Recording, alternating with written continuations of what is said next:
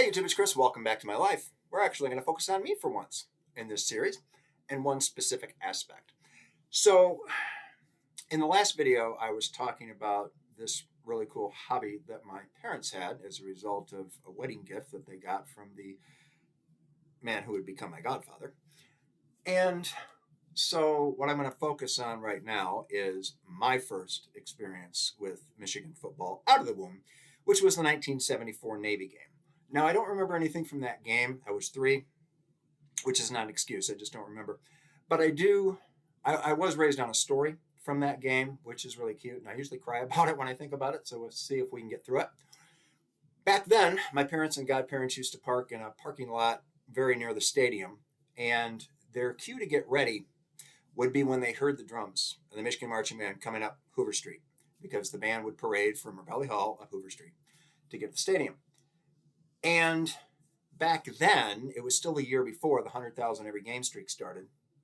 And so they were able to hang around for a bit, wait for the band to go by, and then they could still make it to their seats in time for pregame because the crowds weren't as bad. And when the Michigan Marching Band comes off Hoover Street and gets into the parking lot, drum roll, horns up, and they play the Victors. I'm 3 years old. I was asleep in my father's arms when the band came by playing the Victors. I wasn't cranky. I was startled awake. I wasn't crying. I was astonished. And I looked at my father and I said, "Dad, that's the song we always hear." I got through it. So, yeah. The next year, I went to the Northwestern game in 1975.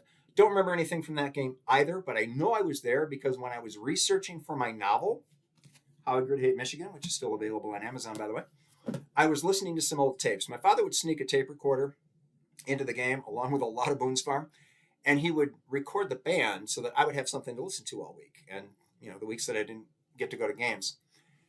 And so I was listening to all those tapes that still worked back when I wrote this in 2020 during the lockdown, and I heard my voice, so I must have been there. So that brings us to the next game in 1976, which is the Minnesota game. This one I have some memories, and this is why the video is titled in such a manner. So, a little progression here. The first game they took me to outside the womb was non-conference. Then they took me the next year to my first conference game, and now they take me to my first homecoming.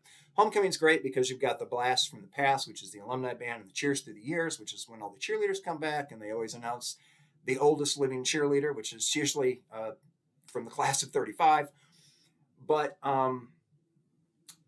before the game, we would have gone to the Mud Bowl, another great Michigan tradition. And so I can't give you details. I tried. I really tried. I was trying to do some research. But unfortunately, when I was watching the YouTube video of this 1976 Minnesota game, every time I would think, okay, here it is, the television broadcasters were so busy filleting Michigan that they were drowning out Howard. So when Howard King was making the announcements, I couldn't hear.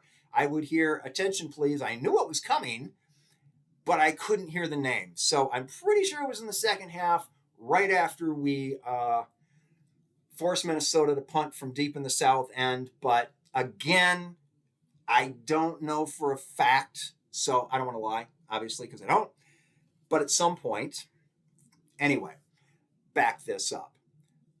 I was hungry, and I told my mother I was hungry. Now, I was expecting my mother to go to the concession stand and get me something, but oh no, I had to go with. And so my godmother went too. And I absolutely specifically remember standing in line with my mother clutching my hand until she didn't. She reached in her purse. And in that brief moment that she let go of my hand, I took off. Because I wanted to go back and watch the game. The fans were cheering. I wanted to know why. And so I went back in. And I'm just, counting the steps. And I look over and where's Dad? Where's Uncle John? Did they go somewhere? Where are they? So, long story short, I was lost in a crowd of 104,000 people. And I don't know specifically how this came about, but at some point, stadium security had me, and they were walking me to the first aid station, which is on the concourse behind the stadium. And it was raining. I had a yellow rain slicker on. And as we're getting closer and closer to the first aid station, I started to freak out. Now, I was known at that point in my life for constantly getting lost. Go figure. Anybody who knows me now, that I can go around the block and get lost. But it was not too long before this, I got lost at Myers.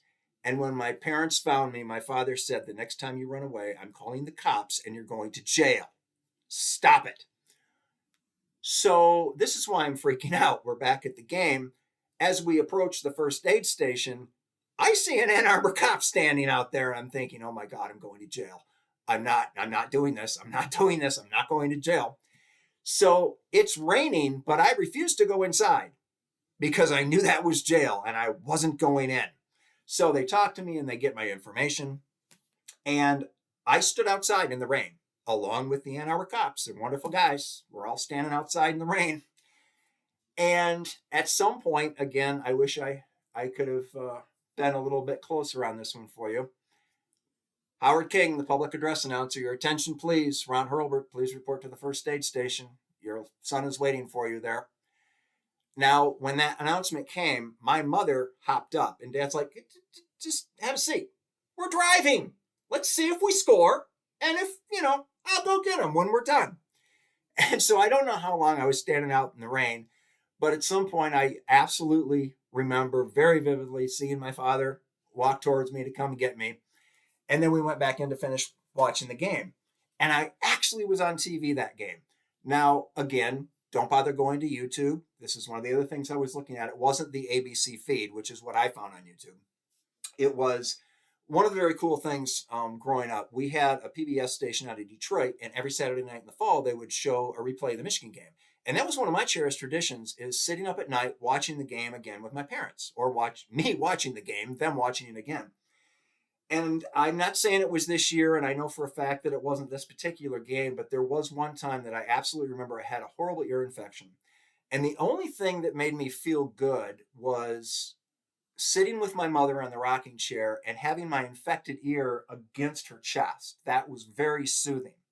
And I was doing that on this particular night until the game came on. And it's like, okay, I don't care. A little discomfort is fine. I got to watch the Michigan game. So anyway, getting back to being on TV, one of the other things that my father always did when he took me to games was that we always went down to the field after the game for the post-game band show. And we would usually hop the wall. It wasn't that tall back then. And we would stand right by the ladder. I got to know Professor Cavender very well, and Glenn Richter I saw a few times. Eric Becker knew me by sight. And so because it was over 100,000 people and everybody's rushing after the game and you're trying to get down when everybody else is trying to get out, we would usually leave like a minute or so before the end of the game to get positioned and ready to go so that when the clock hit 0, you could hop on the field and go. So in that PBS feed, you could clearly see, because there was some action at the south end of the field, this little boy in a yellow slicker standing up on the wall toward the end of the game, and that was me. And that's where we're going to end it. Thank you very much for watching. Like, comment, subscribe. As always, take care of yourselves, YouTube.